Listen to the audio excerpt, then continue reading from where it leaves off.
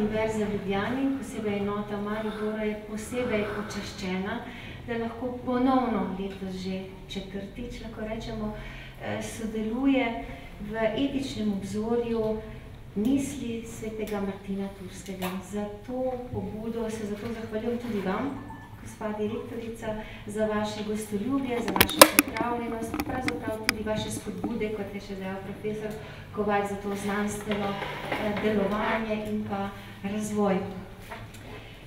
Sveti Martin je poleg tega, da je izjemna zgodovinska osebnost iz 4. stoletja, kar bo pokazala nocojšnja razprava, nocojšnji pogovor, tudi simbolna podoba Združene Evrope in seveda kulture te Evrope, saj je njegova ideja vzajemne delitve, ki jo je sam v svojem življenju tudi dosledno uresničeval, temelj naše civilizacijske Evrope.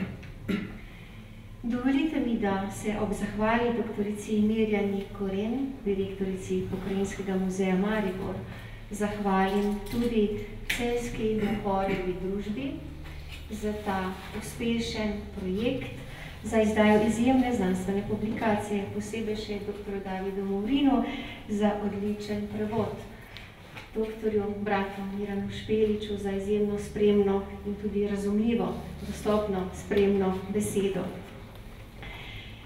Nenazadnje pa se moram tudi sama zahvaliti Slovenskemu društvu svetega Martina Turskega, ki je dajal in še vedno daje pobude za mednarodna in tudi domača znanstvena srečanja, za okrogle mize, za simpozije in tudi za nocojšnje srečanje. In dovolite mi, da se posebej zahvalim in pa še posebej pozdravim njihovega častnega predsednika, akademika doktorja Kajetana Gantarja. Lepo pozdravljeni.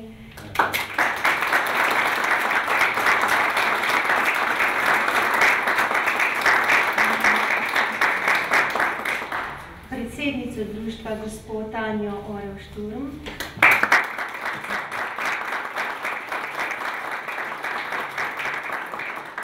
Vse člane tega društva, posebej pa še njihovega podpredsednika, profesorja doktorja Edvarda Kovača, ki je eden glavnih pobudnikov nocojšnjega večera in bo tudi vodil nocojšnji pogovor. Kot pravi v spremni študiji dr. Miran Špelič, sveti Martin sam ni napisal nobenega teološkega traktata. Vendar, kar pa je morda celo bolj pomembno, pa je s svojim življenjem pokazal isto, kar na področju misli ustvarita krščanska filozofija in teologija. To je pojem osebe. Pojem osebe se v polemiki o Sveti Trojici in o Jezusu Kristusu izoblikoval in prečistil. Oseba tako ni več le gledališka maska, zunanja podoba, kar je prvotno pomenila beseda persona, pač pa je tisto, s čimer stopamo v odnos in ga z drugimi tudi živimo. In prav ta odnos je živel in izpričeval tudi Martin, ko se je znal približati vsakemu posamezniku, ko je znal deliti svoj plašč z najbolj ubogim in ko je znal biti blizu svojim vernikom do zadnjega diha svojega življenja. Vsem želim, da bi del tega odnosa začutili tudi nocoj, ob pogovoru z gosti in ob odkrivanju Martinove bogate zgodbe. Vsem soustvarjalcem še enkrat iskrene čestitke, vsem tukaj navzočim, dragi gospe in gospodje, pa lep in bogat večer.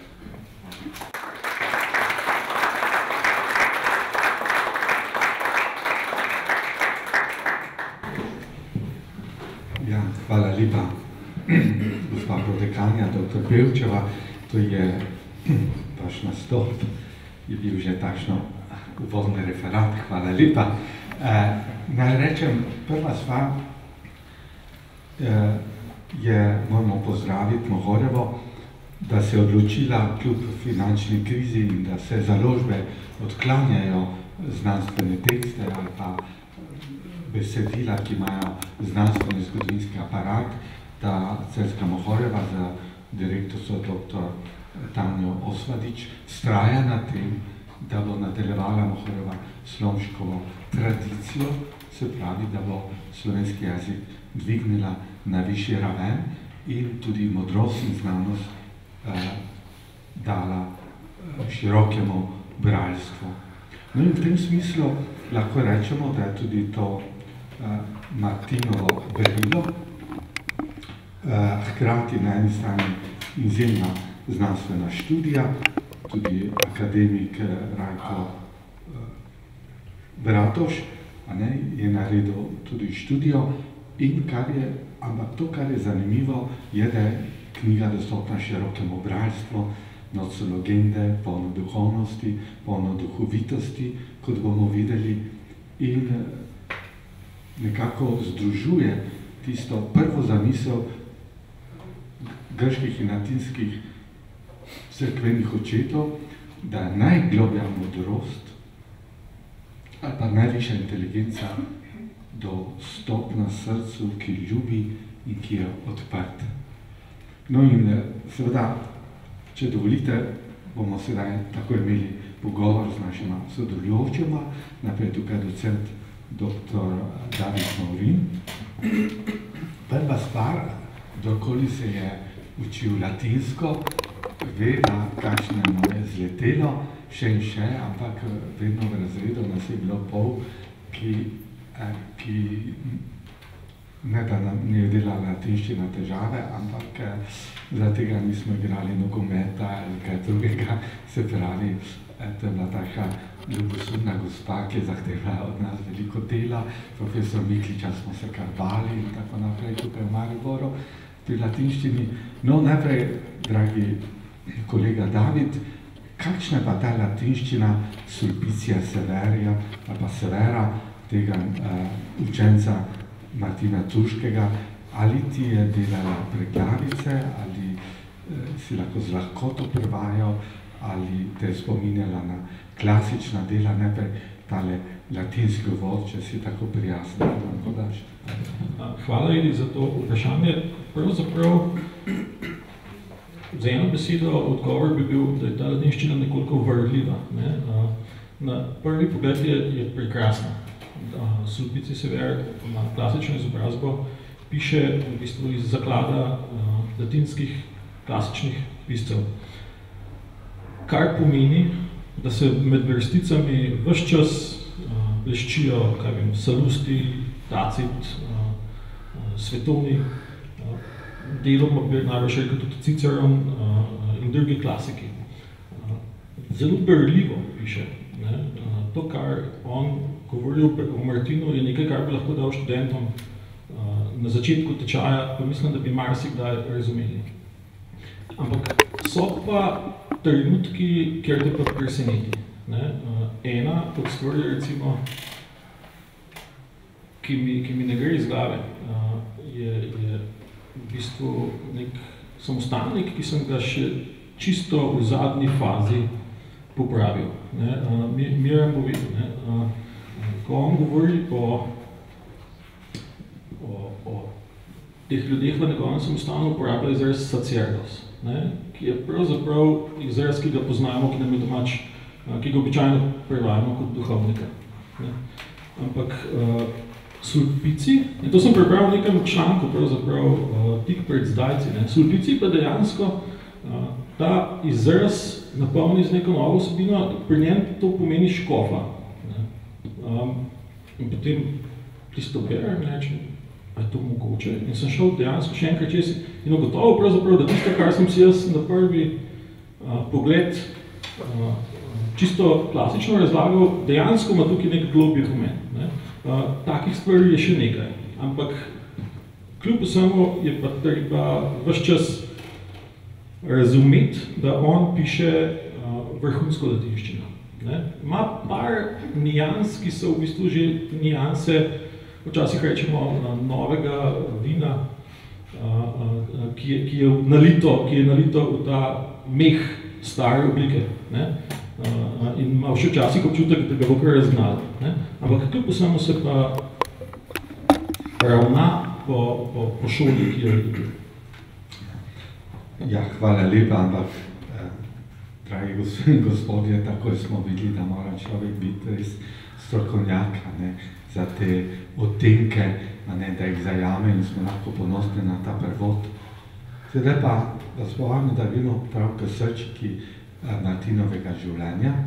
In tu bomo brata Mirana prosili, se spomnim, ko smo bili na prvem mednarodnem znanstvenem simpoziju v Sloveniji, v Bistrici, je prišel Francoz, akademik Jacques Fontaine, in on je razvijal tezo, da ta dogodek pred namenom, ki ga imate tudi od El Greca sliki na naslovnici knjige, da ta dogodek, ko da Martin polovico plašča revežuc, da to ni legenda, ampak da bi to bil zgodovinski dogodek. Kaj govori za to, da je to historično resnično?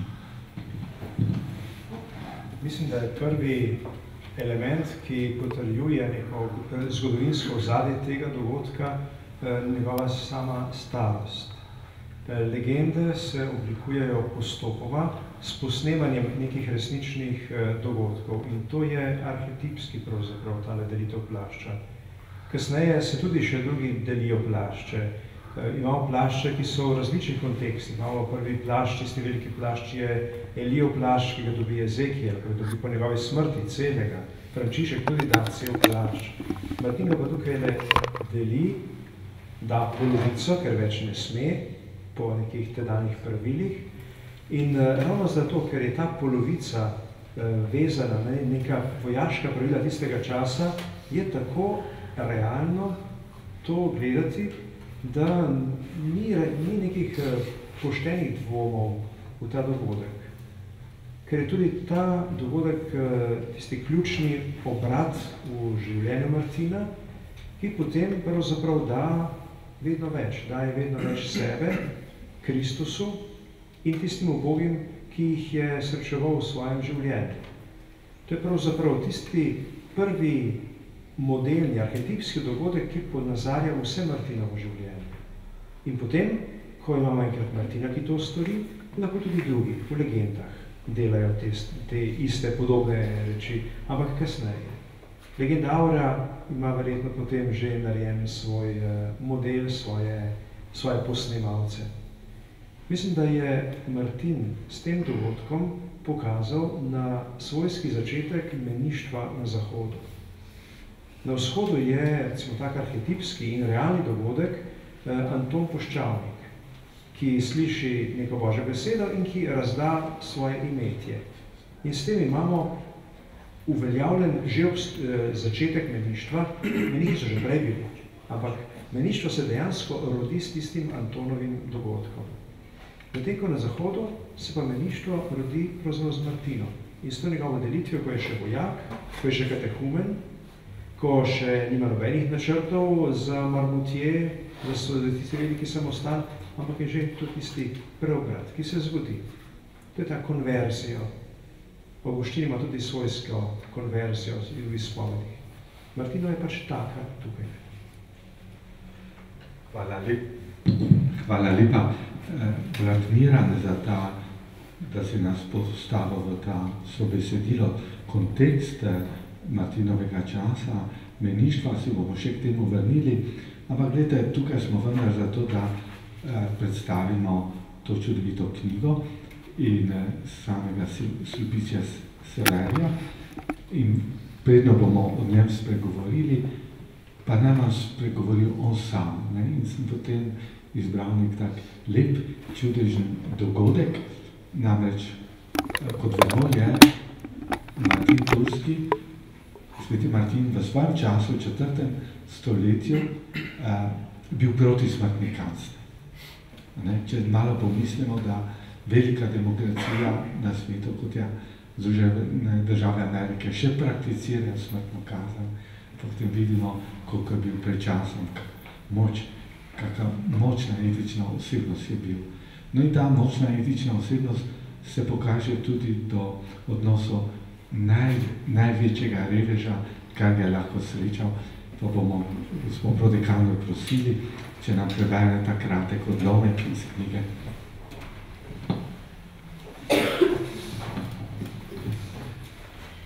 Ko je šel Martin nedolgo potem mimo posestva nekega Ljubicina, ki je bil v očeh sveta zelo spoštovan, ga je tam pričakalo tarnanje in jokanje žalujoče množice. Zaskrbljen se je odpravil tja in spraševal, kaj pomeni ta jok. Povedali so mu, da se je mlad suženj v tej družini za zanko vzel življenje. Ko je to izvedel, je stopil v prostor, kjer je ležalo truplo, poslal druge ven, legel na truplo in nekaj časa molil. Pokojnikovo obličje kmalu oživelo. S svojimi slabotnimi očmi se je ozrl na njegov obraz ter se dvignil. Ko je počasi poskušal vstati, je prijel blaženega moža za desnico ter se postavil na noge. Tako je skupaj z Martinom prišel do hišnega preddverja, kjer ga je videla vsa množica. Ja, ta odlomek je za nas še posebej zanimiv, saj vemo, da smo pač po količniku samomorov kar visoko, še vedno Slovenci, ampak to, kar je pretresljivo, vidimo, da je za Martina pomemben vsak človek. Ne? Tudi tisti suženj, ki je bil revež, in ljudje so takrat čutili eden z drugim. Vse vidimo, da pravi sopisi se veli, da so bili žalostni. In se mi zdi, to je že zametek nove krščanske družbe, ker vsak človek štaje tudi suženj in če se njemu kaj hudega zgodi, so vsi žalostni zlasti, ker je takrat gotovo krščanstvo odklanjalo samomor. V nasprotju do stoikov, ki so imeli to višek moči ali etičnega dejanja, tukaj gre za, bomo rekli, novo kulturo, gre za žalost. Meni se zdi to nekaj lepega piše, vidite, ga ni ozdravil za neko čarobno besedo, tudi ne samo z neko polaganje rok, ampak da se nam gledal in bomo vprašali našega specialista Davida, ali je ta literarni opis največ je rešilo za neko ozdravitev ali oživitev tega reveža, ampak je ta opis tega spominja na kak drugi literarni dogodek iz svetovne zgodovine, na Ilijo ali kaj. Jaz v tem pravzaprav prva stvar, ki mi skoči pred oči, je ta težki položaj sužnja. Skratka, ta človek, ki sem moj naredil, je, tako že rečem, mlad suženj. Da se je mlad suženj v tej družini zankov za življenje. Teh poročil nimamo tako zelo malo. Skratka, imamo pravzaprav iz klasične antike cel niz zgodb, pravzaprav, kjer je za sužnje edini izhod samomor. Neka stiska celega sloja populacije, ki sploh ni bil majhen, je tukaj v tem besedilu jasno. Ampak kar pa vidim v tem tekstu, je pa to, da je ta suženj v bistvu za Martina del njegovega občestva. Skratka, da ga med tem, ko imamo v antiki celo, tako rekoč, antropologijo manj vrednosti teh ljudi, ga pa on ravnava na nek način, ki spominja mene na Pavla. Skratka, na to Pavlovo zgodbo z onizimom, ki pravzaprav tukaj prepozna človeško dostojanstvo in ga vrne nazaj v skupnost.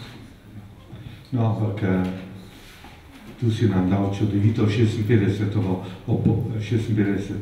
opombo iz prve knjige v Kraljev, sem šel v to čudovito brat, sem bil tvoj učenec. Moram povedati, zakaj se tikama. David je pri meni sjajni izpit delal iz etike na Filozofski fakulteti v Ljubljani in se mi je dogodilo nekaj najlepšega, kar se lahko profesorju zgodi, da profesor postane od svojega študenta učenca. In tokrat je tako.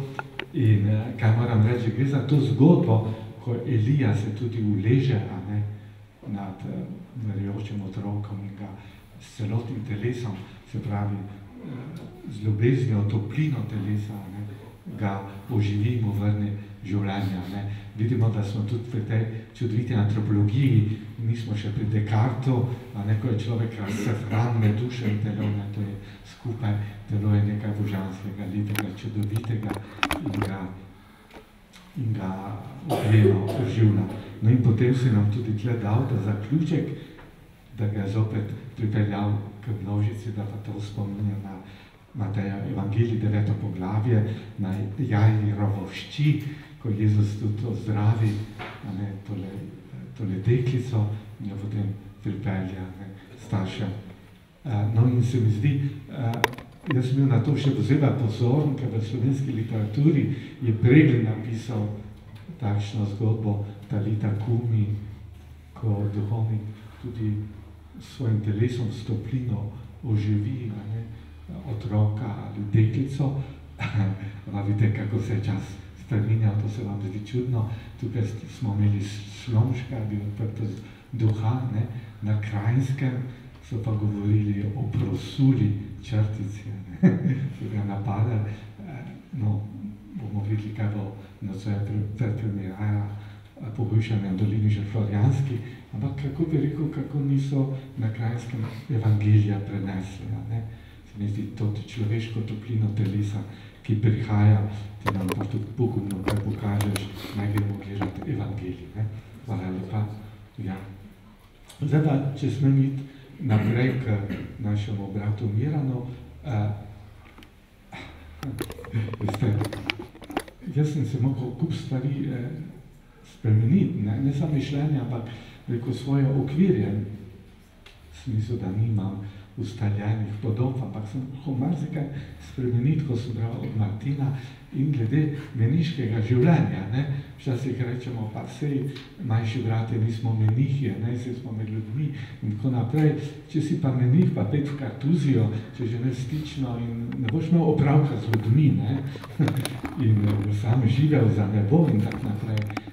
Tudi, če hočete, recimo tukaj stična polomila, okoljevarstveni razlogi, ampak menih komunicira samo preko nebom z neba, zato križni hodnik ne sme biti zasteklen, zaprt, mora imeti direkten stik z nebom. Ampak tukaj imamo pa menihe, ki so sredi življenja, sredi ljudi, Martin je bil pa menih, škof, ja, kje je zdaj? A si od kega sveta pa si ti, ali si od tega sveta, ali delaš za drug svet, če nam Mira malo pomagaš. Martin je v bistvu... Martin je v bistvu eden prvih, če ne sploh prvi menih na Zahodu, zato seveda nima nobenih vzorcev pred seboj, nima nobenih meniških šol, nima niti poštenega samostana. Ampak on sam doživi potrebo po svojskem življenju, po pogodenem krščanskem življenju. On je bil vojak, on je bil iz vojaške družine in tudi njegova karijera bi morala biti po vseh pravilih vojaška karijera in je dejansko bila. Ampak on v tej vojaški karieri ni strpel in je moral iti nekako po svoje. Zvedel je že za te askete, morda je kaj malega slišal o njih. Mislim pa, da je bilo odločilno srečanje med njim in Hilarijem iz Poitiers. Hilarij iz Poitiers je bil nekako njegov duhovni oče, si ga je prevzel za svojega dodatnega očeta in Hilarij se je moral umakniti, oziroma so ga umaknili za nekaj časa na vzhod, torej vzhod pomeni Egipt, Sirija, tam se sreča s tistimi res puščavskimi menihi, s pravimi puščavniki, prinese to sliko, to idejo nazaj domov v Galijo, v Francijo in jo zaseje v Martina. In Martin, ki ni imel direktnega stika s egiptovskimi puščavniki, prek Hilarija začne ta nov tip meništva, ki se rojeva pa tukaj, na našem koncu, na latinskem, rimskem koncu sveta. In predvsem Martin se hoče v svojem služenju ljudem umikati. On hoče biti neviden, ne želi pa bežati pred ljudmi, on želi služiti. In to njegovo služenje je pač takšno, da ima svoj umik, svoj kraj, v katerega dejansko ne pusti nikogar drugega, ker je on sam z Bogom, potem pa hodijo tam služiti. In seveda hitro ga poberajo in naredijo za škofa. Tudi na vzhodu je bila velika nevarnost za menihe, da postanejo škofi. In zato so rekli, bolj treba bežati pred škofom kot pred žensko, da te škof ne naredi za duhovnika in škofa. Ženski se bo že okoli izognil. No in tudi Martin postane škof in s tem svojim meniškim, svojim skromnostjo, svojim služenjem, svojim umikanjem, svojim dejansko zatiranjem ega, postane da nov model škofovstva, ki seveda moti njegove soškofe. Zato on ni priljubljen pri škofih, pri ljudeh pa. Morda kakva vzporednica s papežem Frančiškom. Vemo, komu najbolj stopa na življenje. No, in Martin še vedno hoče ostati menih, vendar pa, ker ne more živeti samo v samostanu, se vedno pa vendarle van vrača. In prinaša ljudem tisto svojo bližino z Bogom. Ker ne išče sebe, ker išče Kristusa, potem mu lahko ima ljudem kaj povedati in zato mu ljudje verjamejo. Zato on v tistem času, ko imamo še poganstvo izredno močno, Evropa je, po moje, danes še ne spet tako poganska, kot je bila takrat. Ampak Martin je lahko te svoje pogane brez težave nagovarjal in jim povedal, v čem je njihova poganskost zgrešena. Zato, ker je bil sam dovolj pristan. In zato se je on umikal. On ni želel imeti pravzaprav nobenega življenjepisa, ni želel imeti nekega PR-ovske podpore in je zato želel izginiti iz zgodovine. Ampak mu to, hvala Bogu, ni uspelo. In v tem je Martin lahko tudi danes ljudem iz vseh področij, ne samo nam crkvenjakom, tudi znanstvenikom, tudi muzealcem, tudi politikom, lahko izredno močna figura zgleda, kako biti uspešen, hkrati pa kako se umikati. Umikati se in pustiti delu, poslanstvu, da obrodi potem sad. Ja, hvala lepa. Ampak tale izjemna osebnost, ki živi, se mi zdi mogoče kar dobro, da mogoče nekaj napisal, potem bi preveč zakoličil svojo močno osebnost. Ampak, če smem reči anekdoto, študentem sem rekel, če bi Sokrat prišel v Maribor, ga ne bi pustili predavati na univerzi.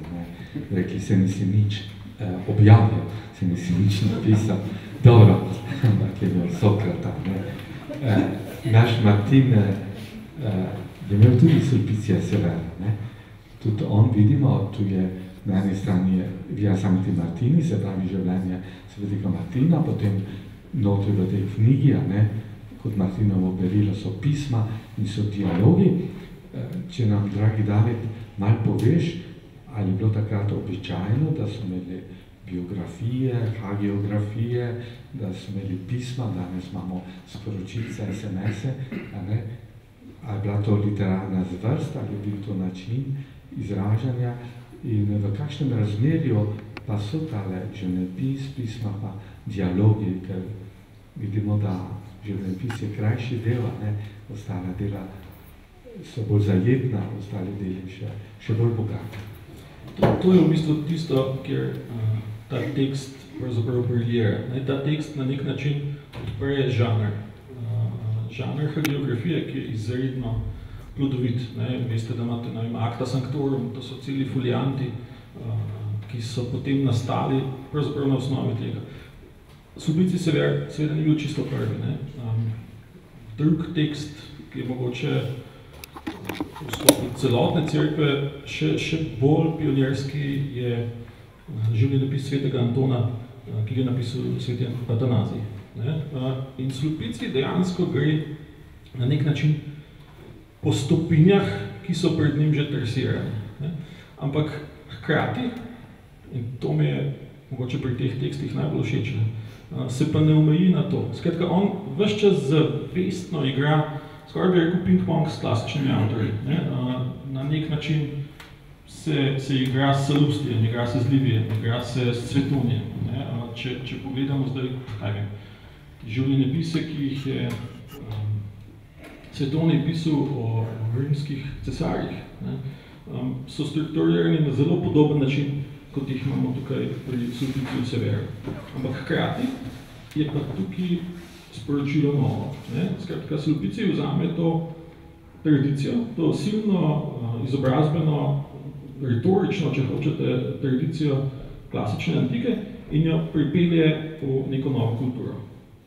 Poleg tega, in to je mogoče najbolj simpatično, pa potem nadaljuje in dodaja žanr. Ne ostane samo pri življenjepisu, ki je prvi tekst tukaj, ampak gre naprej na pisma, ki dajo neko specifično avtentičnost. Težko se je ne spomniti, recimo, na tole res simpatično pismo, ki ga piše svoj tašči o Martinovi smrti. Se pravi, da je res usmiljen in dobrohoten. Skrajno usmiljen in dobrohoten. Nek humor je tukaj. Nek humor, ki je učenjaški humor, če hočete. Boste prebrali, to je tretje pismo. Tema je v bistvu, tema je trpka. Skratka, v življenjepisu, ki je nastal, ko je bil Martin še živ. Njegove smrti ni. In potem, ko Martin umre, je seveda veliko vprašanj, kako je bilo pa s tem delom njegovega življenja. Ampak on to napiše v neko pismo, za katero se ne moramo, da ne bi mislili, da je pristno. In se usaja nad to žensko. In reče, kako?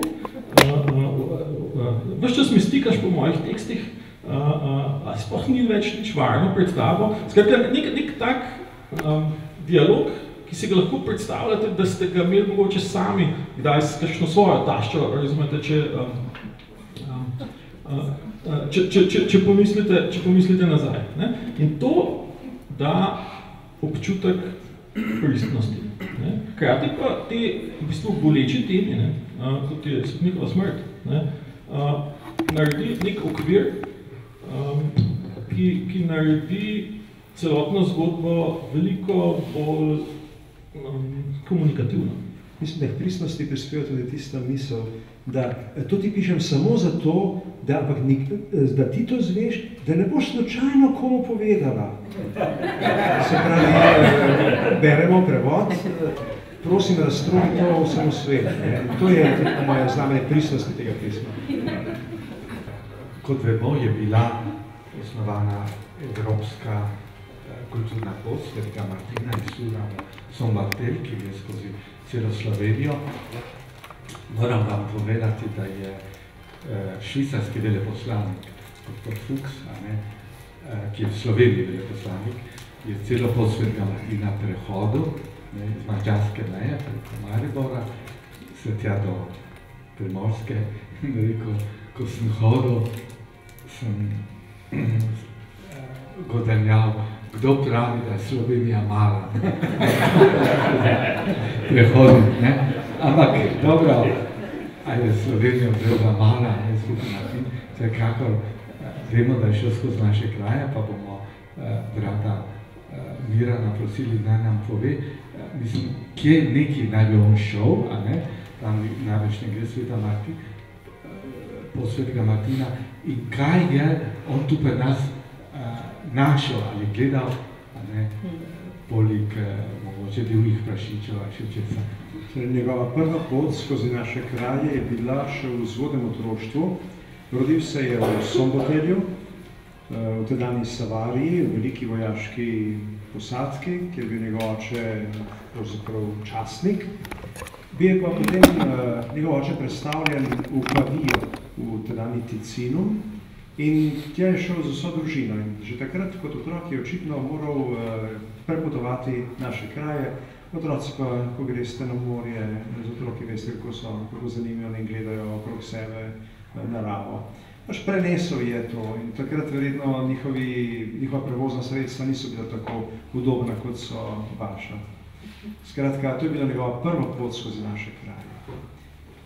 Druga pot je bila, ker so se pa starši kasneje vrnili v Savarijo, je pa tudi on kot mladenič, iz nekje, ko je bil pa že tudi vojak, stacioniran nekje v severni Italiji, ne, že v Galiji bi se že takrat.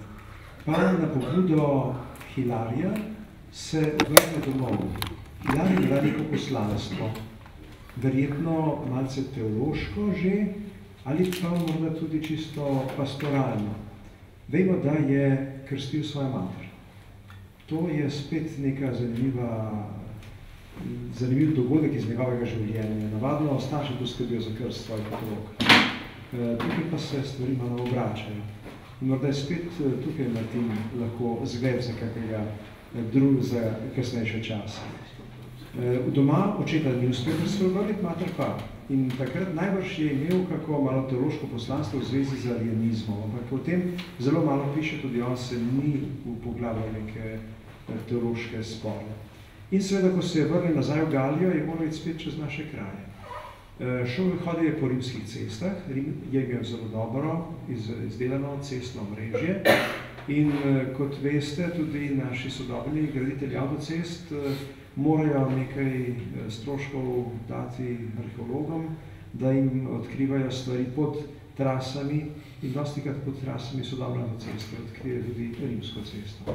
So že Rimljani znali poiskati zelo idealne poti po dolinah in tudi čez te slovenske doline, mimo Emone proti Ogleju, je šla najbrž ta Martinova pot v eno in drugo smer. In tudi, če šla malo severe, malo južneje, dejstvo je, Martin je tudi naš svetnik, ker je nekaj časa preživel v teh krajih in smo mi lahko res upravičeno njegovi dediči. Dediči zaradi njegove fizične navzočnosti v teh krajih, predvsem pa tudi dediči zaradi njegove zgodbe, ker smo, tako kot praktično vsa Evropa, posejani z Martinovimi relikvijami, in to niso njegove telesne relikvije, ampak so to pravzaprav te njegove cerkve, v katerih se ohranja spomin na to enkratno osebnost, ki se je hotela skriti, ki je hotel biti neopažen, neviden, ampak vendarle ga je Sulpicij uspel spromovirati in zato imamo med svojimi evropskimi predniki, očeti tudi to veliko figuro Martina. Dragi David, še eno vprašanje, potem bomo pa prišli zopet čudovitemu tekstu Martina. Vidimo, da v 4. stoletju krščanska cerkev ni bila močna, tudi ni imela ne takšnih stav, tudi ni univerza se še ni rodila. Hkrati Martin vidimo, da je zelo božno živel in tudi ni imela neke družbene moči še. In seveda, ampak takrat je vendar bila tudi neka državna in politična oblast. Nam lahko poveš, kako je tak je bil tako duhovni in tako blizu revežen, da je bil tako priljubljen, a je kdaj prišel tudi v konflikt z svetno oblastjo? To si bo zdaj pravzaprav z žebljico na glavico Rimljani so rekli akutetigisti, z iglo špiknil v jedro problema. To je mogoče najbolj mikaven del današnjega branja tega teksta. Jasno, da imamo celo to zgodbo o Martinu, celo to zgodbo o njegovi svetniški pojavi, o njegovi karizmatičnosti, transformativni moči pravzaprav njegovega zgleda. Ampak Sulpicij ves čas spodaj vleče še eno drugo rdečo nit. Martin je zanj pravzaprav zgled, ki je enak, če ne celo bolj svetniški od zgledov tega novega družbenega fenomena puščavnikov iz Egipta. In ves čas so na prvo žogo tema te puščavniki in Martinovo življenje. Ampak spodaj pod tem so pa ves čas posejane drobne bodice. Oni se pogovarjajo v Galiji. Ne? Jasno, cela ta zgodba je zgodba iz Galije. In presenetljivo je, kako se ta knjiga nenehno dotika realnosti cerkve v Galiji. Ne? Razlaga v Egiptu tako in tako, Martin se je obnašal tako in tako. Galski kleriki, tukaj pa imamo težavo. Ne? Spet puščavniki na afriški obali počnejo eno, galski škofje. Ta zgled je pa mogoče manj junaški. Ne? In pravzaprav je Martinova pričevanska moč samo druga stran medalje za probleme, ki jih Sulpici ves čas zaznava pri galskih škofjih. Recimo točno to vprašanje, ne? Odnos do oblasti. Ne? Sulpici izrazito poantirano razlaga, kako, kadar je imel kontakt s predstavniki svetne moči, ne, Martin absolutno ni dovolj, da bi ga kakorkoli v bistvu manipuliral. Ne, da razlaga, kako je v neki točki, ko je bil z nekim imenitnikom, najprej podal mislim, da pijačo nekemu duhovniku, ki je bil skupaj z njim. Ne? Da je pokazal, da je duhovnik a priorno zanj prioriteta, ne pa tisti oblastnik. Ne? In to je tisto, pravzaprav, zaradi česar je bila ta knjiga tako kontroverzna v svojem času. In mislim, da je mogoče na nek način še celo danes lahko. Ne? Da je skušal Sulpici s tem likom svetega Martina pokazati, da obstaja tudi krščanstvo, ki pa mogoče ni krščanstvo, ki bo obrodilo sadove. Ne? In to se je dejansko potem tudi pokazalo.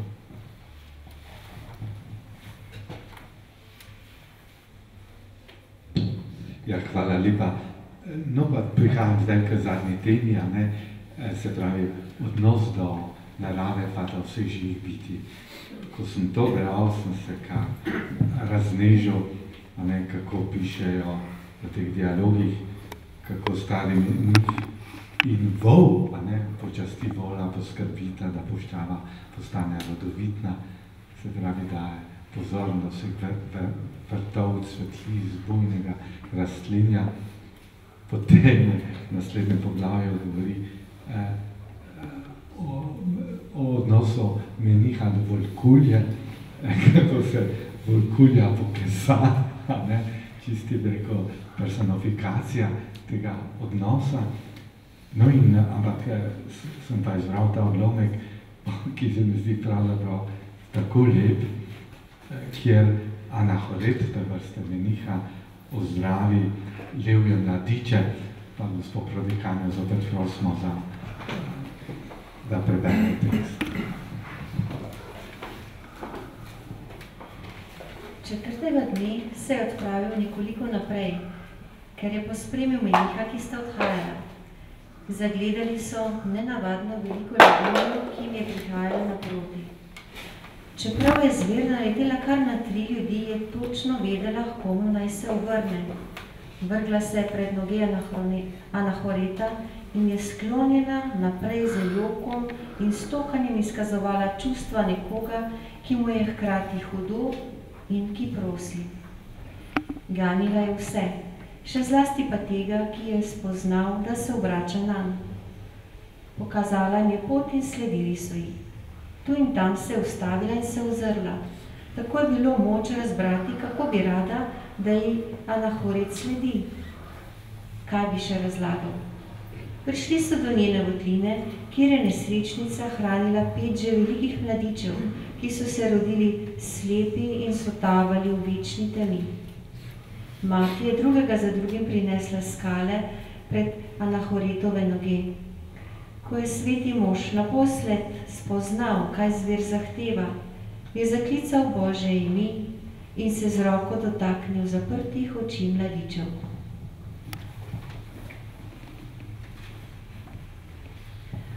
V trenutku so spregledali.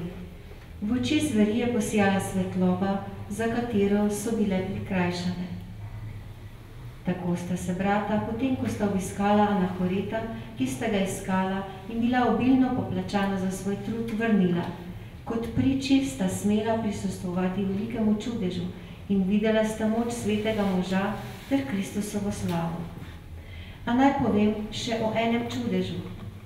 Po 5 dneh se je Levinja vrnila k svojemu dobrotniku in mu kot darilo ponudila krzno redke živali. Anahoret zdaj to krzno nosi kakor plašč, ni se mu zdelo za malo vzeti darila od zveri, saj je videl, da prihaja od nekoga drugega. Ta zgodba se mi zdi čudovita, da pripisuje živalim neko etičnost, tudi duhovnost, v glavnem pa izraža tisto povezanost z naravo, živalmi. In gotovo je Martin pripovedoval o svoji poti skozi naše kraje. Jaz lahko samo rečem, da ravno tole o levinji, levih, volku, volu in tako naprej, da vse to spominja na proroka Izaija, ki govori o eskatoloških trenutkih, zadnjih časih, ker se bosta vol in medvedka skupaj pasla, volkulja, kaj se tiče z levinjo, in tako naprej, da bo lev slavo jedel. Se zdi nekaj čudovitega, da je Martin moral to pripovedovati, marsikaj Severiju, da je imel tolikšno ljubezen do živali, do okolja in po moje, takrat so imeli na boljši spomin kot zdaj. Jaz sem prepričan, da ko je to pripovedoval, da je imel tudi podoba slovenske pokrajine, da je vedel, da edenski vrh obstaja. No, to ni znanstvena razlaga, to je pač romantična razlaga, se tudi širno rekel, otroci slave, ampak kaj pa prorok, pa kaj pa historicist pravijo, da na mojo romantično interpretacijo. Da je treba postaviti tudi na malce trdnejše tla. Pri Frančišku je zelo jasno in skoraj da arheološko dokazano, da gre za dvojno zgodbo, zgodbo z volkom in zgodbo s človekom. Za dve zgodbi, ki sta pa tako močno povezani, da je iz njih nastala ena sama. Gre za nekega zelo krutega zemljiškega gospoda in gre za dejansko nekega resničnega volka, ker so tudi našli njegov kostnjak v neki kapeli. In tudi tukaj imamo neko zgodbo o levinji in smemo domnevati, da gre tudi za neko človeško zgodbo. Zgodbo ljudi, ki so pretreseni ob neki stiski in na svetnikov odgovor na to stisko in prošnjo Bogu in na uslišano molitev. Vse to pa je potem samo še klic, da zaupamo tisto Božjo dobroto, voljo in da so nam zato sveti Martin in ostali priprošniki, kot so bili takrat, tudi danes. No, to je lepa strokovna razlaga. Hvala lepa. Jaz bi rekel samo to, kot biblični pridigar pa idolski filozof, lahko rečem, da sem zadaj pač opazil usedline Svetega pisma. Če malo pomislimo, zdaj bomo imeli pepelnico in bomo brali tudi o Ninivlanih, da so se spokorili, so razglasili post ne samo zase, ampak tudi za živino. Glavna ideja je ta, da so vendar živeli povezanosti z naravo, da jih to ni motilo, da so iz narave črpali čudovito življenjsko simboliko.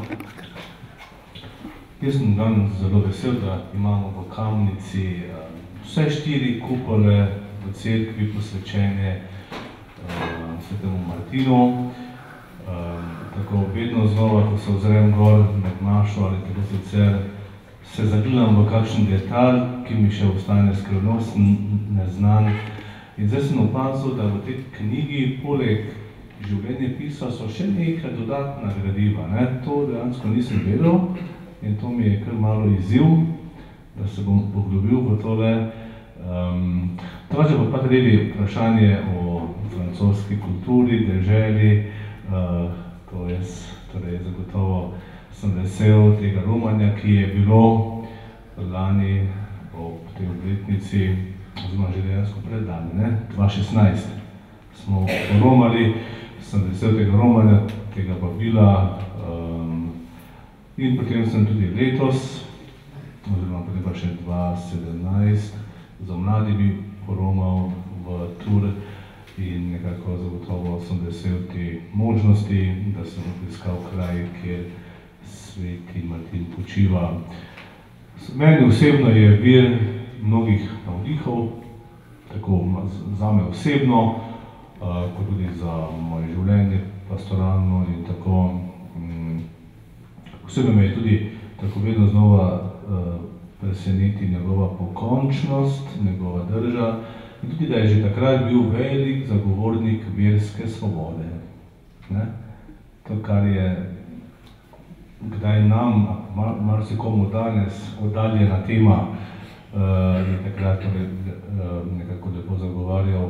Jaz si samo želim, da bi njegovo češčenje v naši deželi še bolj zaživelo, tudi za to mednarodno potjo. Tukaj je tudi gospod Uroš, ki vse to spremlja in tako. In sem vesel vsakega romanja, ki pride tudi v Kamnico in v časti svetega Martina tudi preko naših fresk.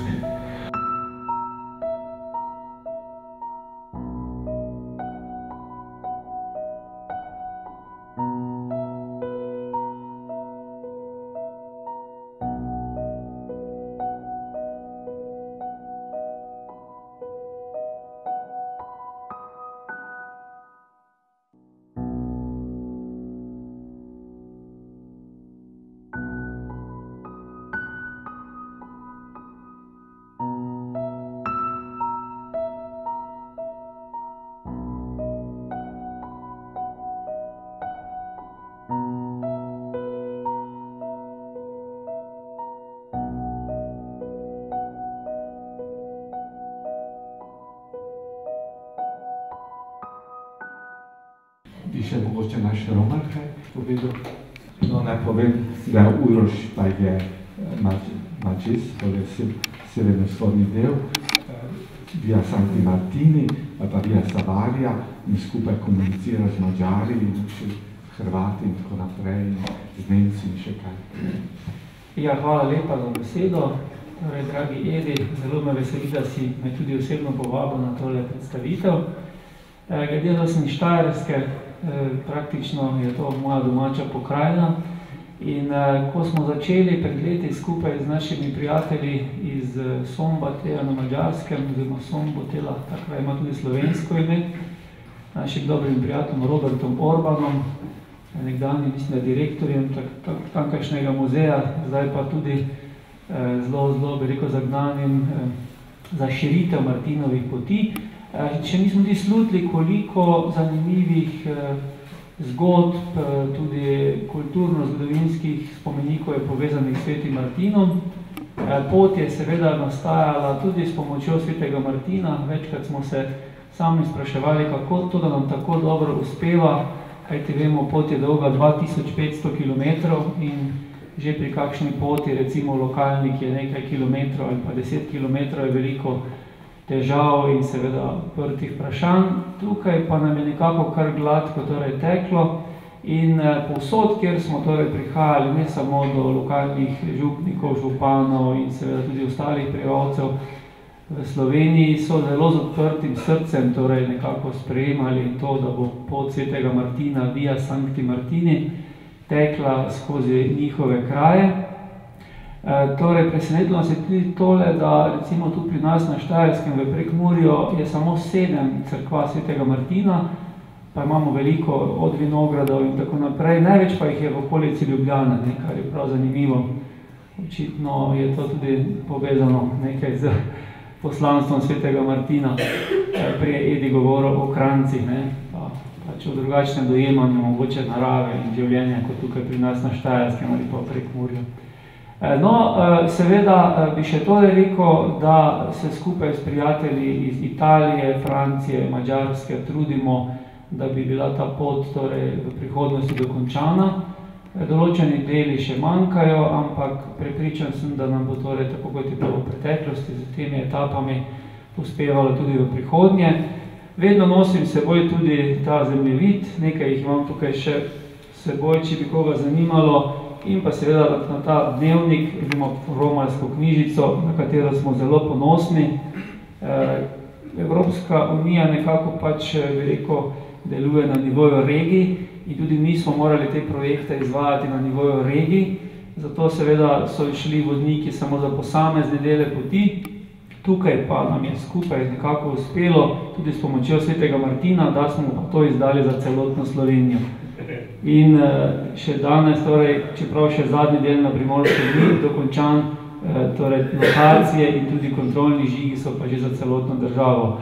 Vsi ti, rekel, produkti oziroma te edicije so brezplačni, tako da si lahko torej vzamete zdaj tukaj pri meni ali pa če bo zmanjkalo tudi še kasneje, tega še imamo kar veliko in ste resnično lepo povabljeni v vseh torej ali veselih delih življenja, tistih bolj bi rekel